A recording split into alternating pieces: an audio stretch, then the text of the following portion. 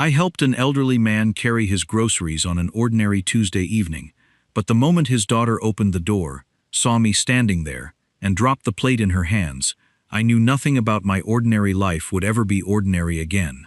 He was 81.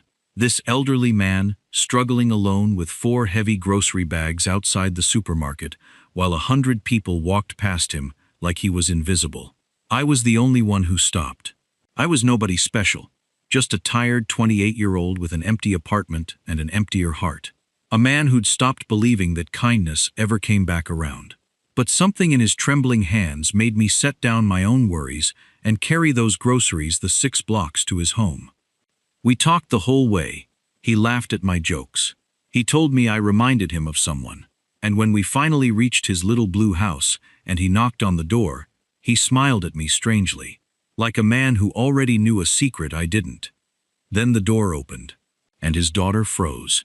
The plate slipped from her fingers and shattered across the floor, her hand flying to her mouth, her eyes filling with tears as she stared at me like she'd seen a ghost. But here's what I couldn't understand. I had never met this elderly man before today.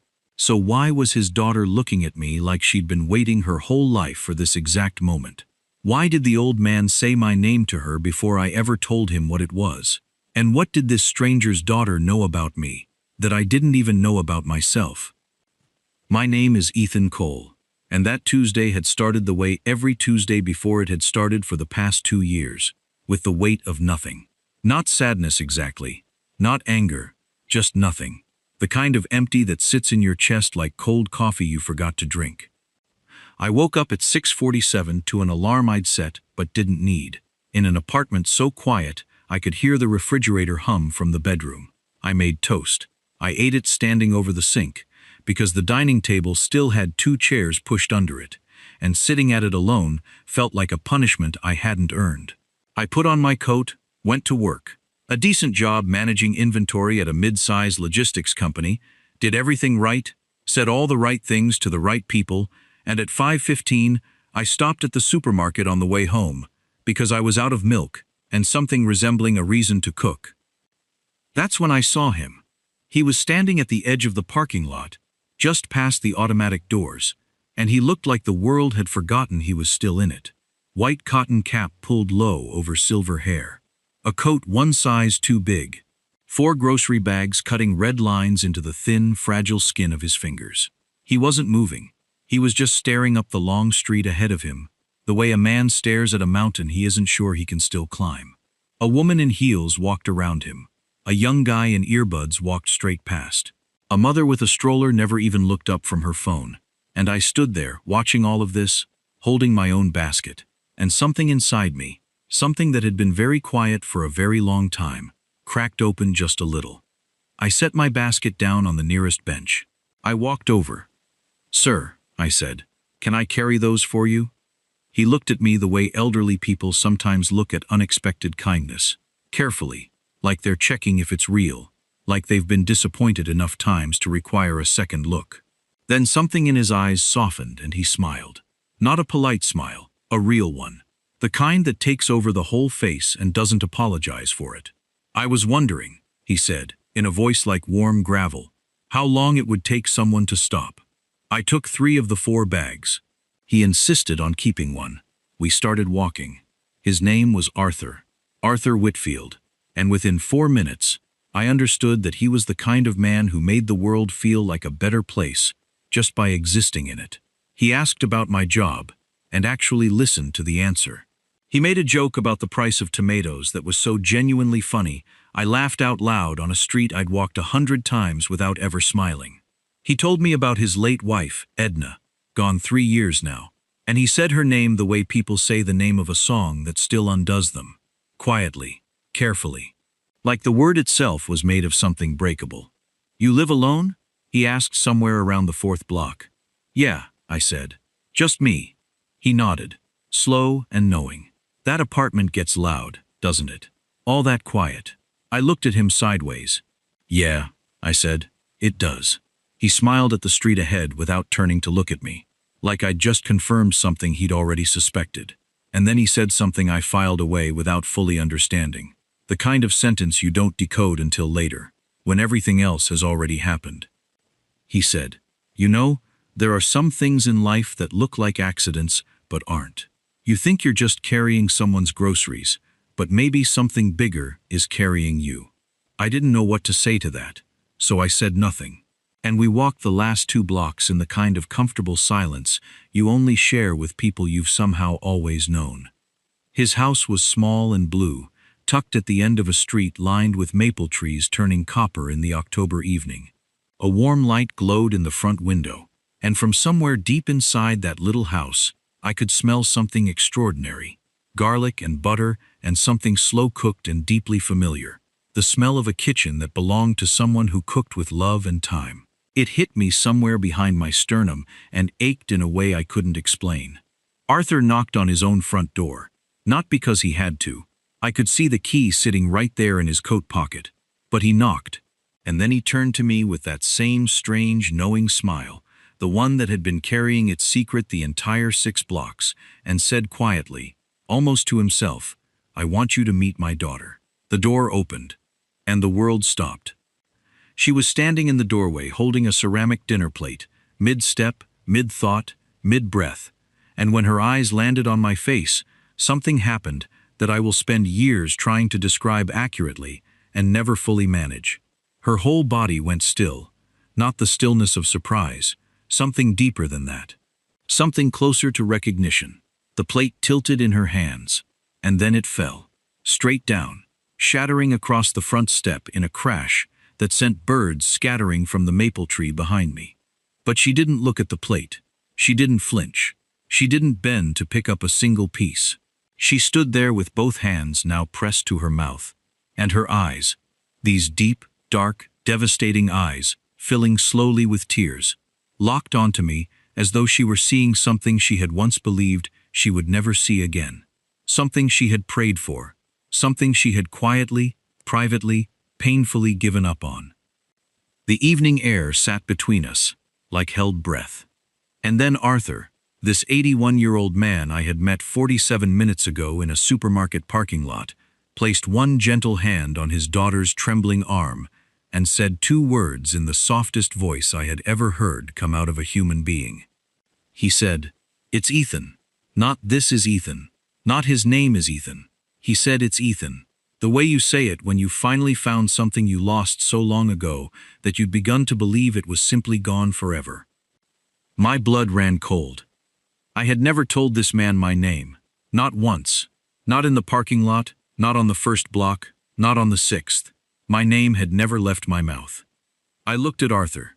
I looked at his daughter, still frozen, still trembling.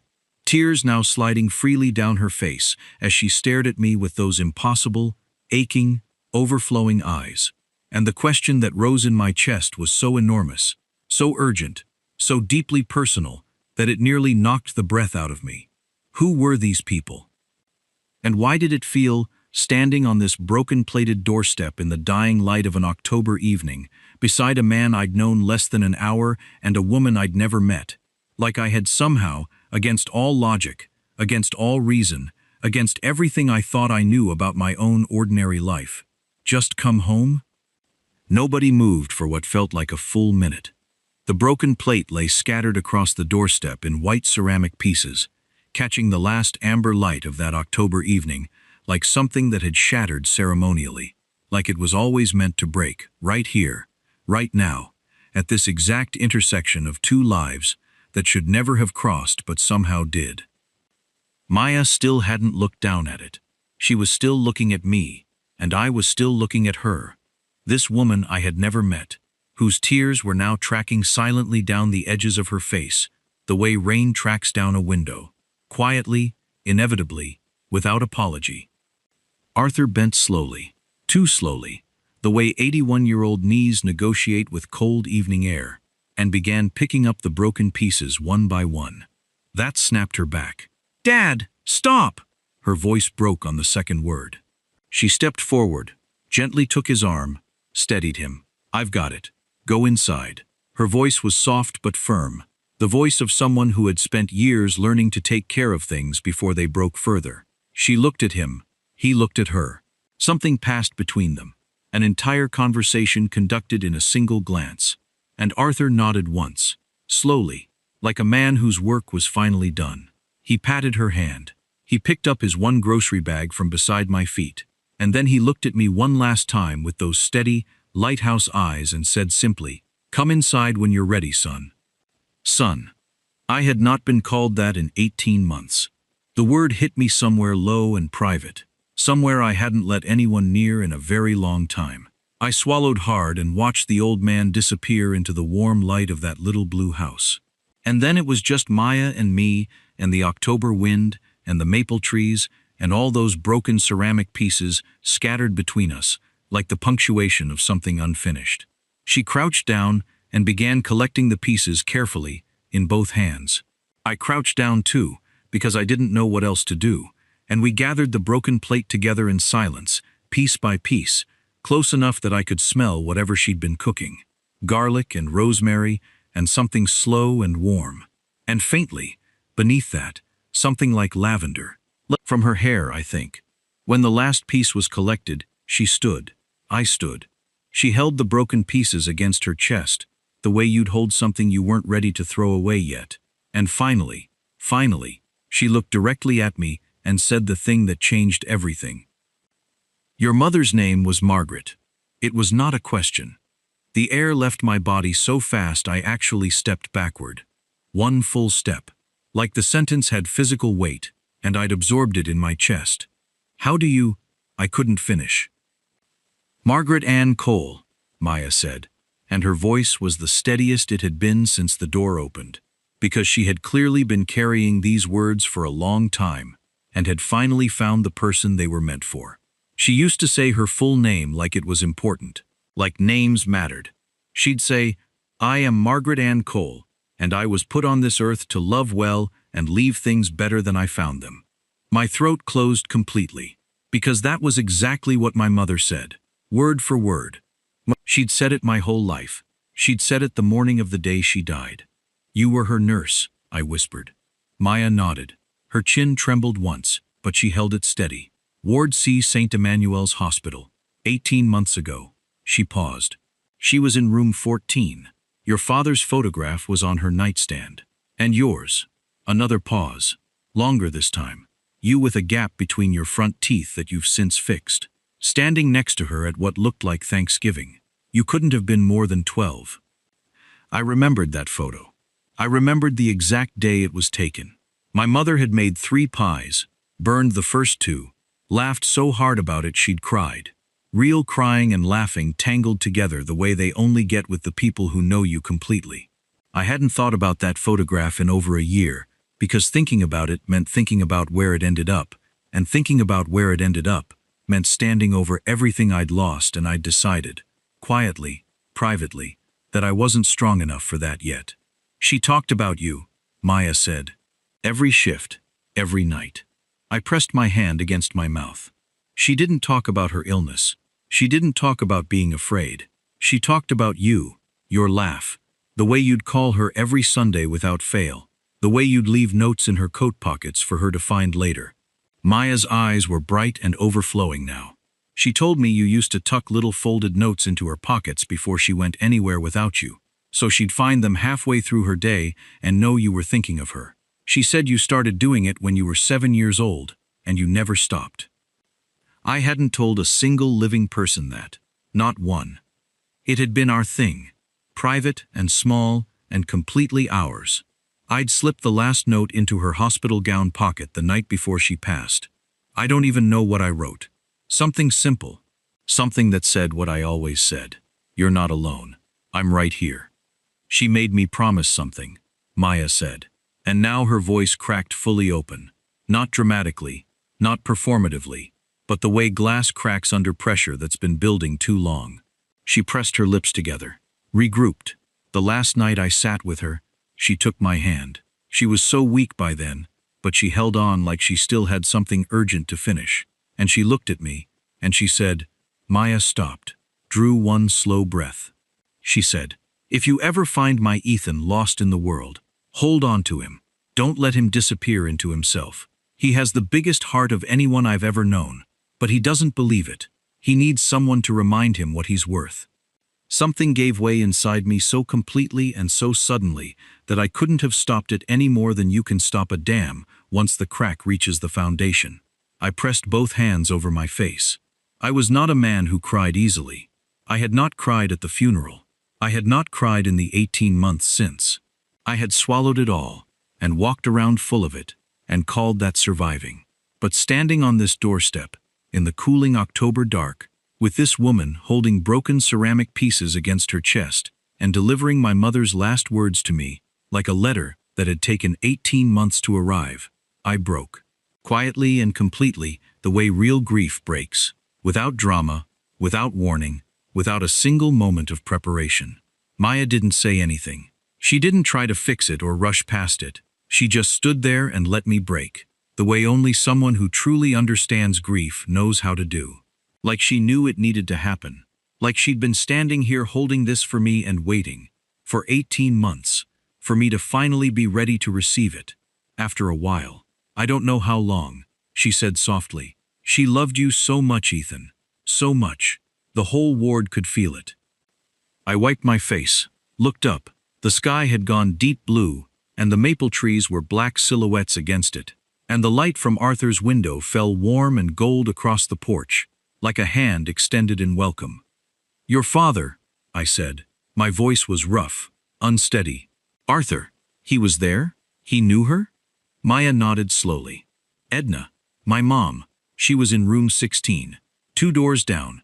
Margaret and my mother used to talk through the wall. A small, tearful, heartbroken, beautiful smile crossed her face. They became friends in their final weeks. The way people do when time is short and pretending doesn't make sense anymore. She looked down at the broken pieces in her hands. Dad sat with your mother once, when you couldn't be there. She showed him your photo. She made him promise the same thing she made me promise. The full scale of it was settling over me now like something enormous and quiet, like snow. Arthur had not stumbled upon me today. He had been waiting. Without knowing exactly when or how, he had been watching, the way people who make sacred promises to the dying watch. Quietly, faithfully, ready. And the moment he saw my face outside that supermarket, the face of the boy in the photograph, the son of Margaret Ann Cole, he had picked up his grocery bags and waited to see what kind of man I had become. He had needed to know if I was worth the promise he'd kept. Come inside, Maya said gently, and there was something in her voice now, something careful and tentative, and almost afraid, that told me she wasn't just offering warmth and soup and shelter from the October cold. She was offering something far larger, something she'd clearly thought about, something she'd told herself she wouldn't hope for. But hope, I was learning, does not consult us before it arrives.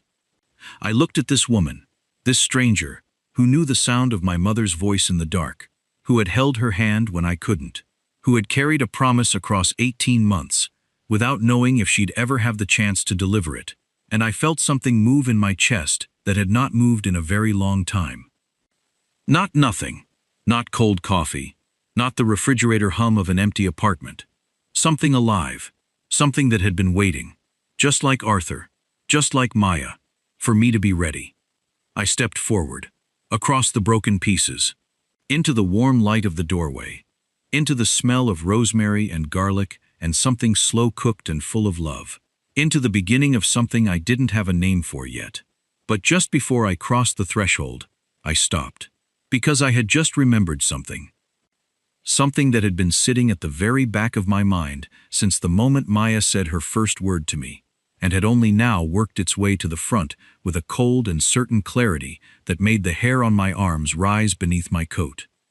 18 months ago, the night my mother died, I was not in room 14 when it happened. I had stepped out, just for 20 minutes, to get coffee, to breathe, to survive another hour in that antiseptic-smelling corridor where time moved differently and hope got smaller by the day. And when I came back, she was gone. I had never forgiven myself for those 20 minutes. I had rebuilt my entire inner life around that absence, that gap, that 20 minutes where I was not there when she needed me most.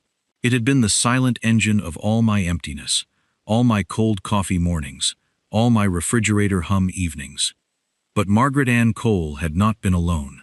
Someone had been there. I turned slowly and looked at Maya. Really looked at her. At the careful steadiness in her face. At the way she was watching me with something that looked almost like bracing, like she had been carrying something else, something heavier, something she hadn't said yet. "Maya," I said. My voice barely made a sound. "Were you with her when it happened?" Her eyes filled again immediately. And the answer, before she even opened her mouth, was already written across every line of her face. But what she said next was not what I expected. It was something so much larger, so much more devastating, so much more sacred, that I had to reach out and hold the doorframe to keep myself standing. I found the note. 3 words, spoken barely above a whisper, but they detonated inside me with the quiet, total force of something that rearranges everything. The way an earthquake doesn't announce itself. It simply shifts the ground beneath you and leaves you standing in a world that is the same in every visible way and completely different in every way that matters. I stared at her. "The note in her pocket," Maya said, and her voice was the kind of steady that costs everything to maintain. The folded piece of paper. She pressed her free hand flat against her own chest, just below her collarbone, the gesture of someone describing where something lives inside them, rather than where they put it. "I found it when we were—" She stopped, started again. "I was with her, Ethan. I was holding her hand. I had been there for the whole hour before, talking to her, reading to her. And right at the end, when everything got very quiet and very still, I remembered you'd mentioned the pocket. She'd told me about the notes, and I thought—" Her jaw tightened against the emotion pushing through it. "I reached into her pocket and I found it, and I unfolded it, and I read it to her. She looked at me with eyes so full of tears they had stopped falling and simply sat there, brimming, suspended, out loud, so she could hear it. I couldn't speak, I couldn't move. I was made entirely of the sound of her voice and the weight of what she was telling me. It said," Maya's voice cracked once, recovered, pressed forward, with the determination of someone delivering something that was never meant to be kept. It said, "You're not alone. I'm right here." She exhaled, long and shaking and relieved, the breath of someone who has carried something heavy for a very long time, and has finally set it down. She smiled. "Ethan, when I read it, she was so weak, and she was so tired, and she had been so ready to go, but she smiled. A real one. Like the message reached her exactly where she needed it to." Maya wiped her face with the back of her wrist. "She was not alone. I promise you. She was not alone for a single second of it. Something cracked open in me so wide and so deep that I felt it in my hands, in my knees, in the backs of my eyes. I had spent 18 months building a prison out of 20 minutes. 20 minutes of coffee and corridor and the particular cowardice of needing to breathe. And I had sentenced myself to live inside that guilt, like it was permanent, like it was just, like it was what I deserved, for stepping away when she needed me most. I had carried it every morning over the sink with cold toast, and every evening in the empty chair, and every single night in the refrigerator hum of a quiet apartment that used to feel like mine, and had slowly become just a place where I waited, without knowing what I was waiting for. And here, on a broken-plated doorstep in October, a woman I had known for 11 minutes was handing me back the 20 minutes I had lost, gift-wrapped in something I could not have bought, or earned, or found on my own. Proof. The one piece of evidence I hadn't known I needed. My mother heard my last words to her. She heard them in the voice of a stranger, who loved her enough to deliver them. She heard them, and she smiled. And she went. She went not alone, but held. Not in silence, but with my words. I sat down on the front step, right there among the last remaining fragments of broken ceramic. I just sat down, because my legs had made a quiet executive decision about what they could and could not support anymore. And I pressed my face into both hands, and I let 18 months of it go. Not in the loud, performed way people cry in movies, but in the real way, the ugly and private and total way. The way that doesn't care what it looks like, because it's not for anyone but you. Maya sat down beside me. Not in front of me. Not across from me. Beside me. Close enough that her shoulder was against mine. warm and solid in the October cold. She didn't say anything. She didn't rub my back or whisper consolations or try to move things along. She simply sat there and let me feel everything I had been refusing to feel for a year and a half. The way she had sat with my mother, present, patient, steady as a lighthouse, while everything around it churns. I don't know how long we sat there. Long enough for the maple trees to go from silhouettes to shadows. Long enough for the light in Arthur's window to shift as he moved quietly around his kitchen, giving us the sacred, knowing privacy of a man who understands that some moments require witnesses and some require only time. Long enough for the October cold to settle its full weight around us, and for neither of us to move away from the warmth of the other. When I finally looked up, the street was dark and still, and the stars had come out over the rooftops one by one. And Maya was sitting right there beside me, knees pulled up, broken plate pieces still cradled in her hands, looking up at the same sky with an expression that was the most complicated kind of peaceful, the kind that lives on the other side of sorrow, the kind you only learn to wear after you've worked for it. "Thank you," I said. My voice was wrecked and quiet and meant every syllable. She turned and looked at me. Up close, and in the low gold light from the window, her face was the kind of face that takes a while to understand. Not because it's complicated, but because it's entirely genuine. And genuine faces are rarer than we admit, and we forget how to read them when we've been living too long among careful, guarded ones. "She would have found a way to get to you," Maya said. "Even without my dad. Even without the parking lot. She wasn't the kind of woman who left things unfinished." Something that was almost a laugh moved through my chest and came out soft and broken and grateful. "No," I said. "She really wasn't." "Neither am I," Maya said. And then she looked slightly alarmed at herself, like the sentence had arrived before she'd fully approved it, and she looked back at the sky quickly, with the ghost of embarrassment crossing her face. But I had heard it, and I was glad. We went inside. Arthur was at the kitchen table with 2 cups of tea already poured and a third waiting, like he'd known the exact temperature at which this evening would find its way to his table. He looked up when we came in, looked at my face, looked at Maya's, and something in his expression settled the way water settles when the wind finally stops. "Complete. Arrived. Sit," he said, with the quiet authority of a man who has been waiting a long time to say a simple word, and enjoys that the simplest word is finally the right one. We sat, and we talked. For 3 hours around that small kitchen table, we talked the way people talk when they've been given permission to finally be known. Openly, messily, gratefully. Arthur told stories about Edna that made all 3 of us laugh, and then quietly ache. I told stories about my mother. Maya listened with her chin in her hand, and her eyes doing that thing, that particular, extraordinary thing, where they were completely, dangerously present, not waiting for her turn to speak, not assembling her response, just there, just receiving.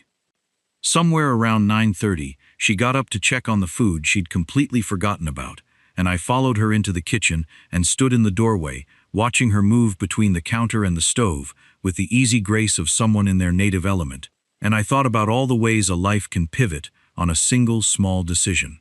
The decision to set down your basket, the decision to cross a parking lot, the decision to keep a promise to a dying woman you'd known for 6 weeks but would carry the rest of your life. "It's still good," she said, lifting the lid and checking. The kitchen filled with steam and rosemary and that slow, deep garlic warmth. She turned around and found me watching her, and she didn't look away, and I didn't either. "Maya," I said. "Yeah, I'm going to come back tomorrow, if that's all right." She was quiet for a moment. In the good way, the way that means the answer is being felt rather than simply found. "Dad has a doctor's appointment at 10, she said, "but he's home by noon." A pause. "I'm home all day." I nodded. "Then I'll come at noon." She turned back to the stove, but not before the smallest, quietest, most carefully contained smile moved across her face. The kind people make when something they'd stopped hoping for has just walked through a door they'd forgotten to lock. I went back to the table. Arthur was sitting with both hands wrapped around his mug, looking at nothing in particular, smiling at everything in general. The television was off. The house was full of warmth and food smells, and the particular silence of a home where grief has been lived in honestly and has slowly, stubbornly given way to something else. I thought about my apartment, the two chairs, the hum of the refrigerator, the cold toast over the sink. I thought about what my mother had said to Maya. He has the biggest heart, but he doesn't believe it. He needs someone to remind him what he's worth.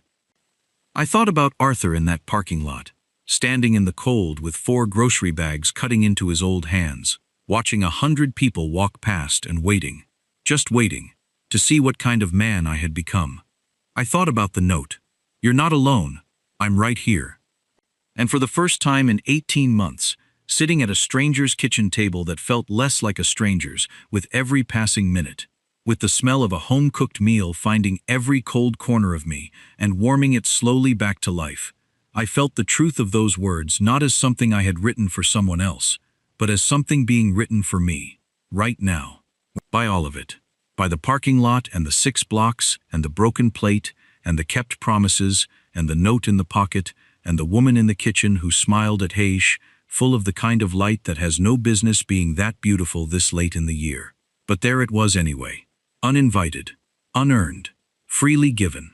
Exactly like the best things always are.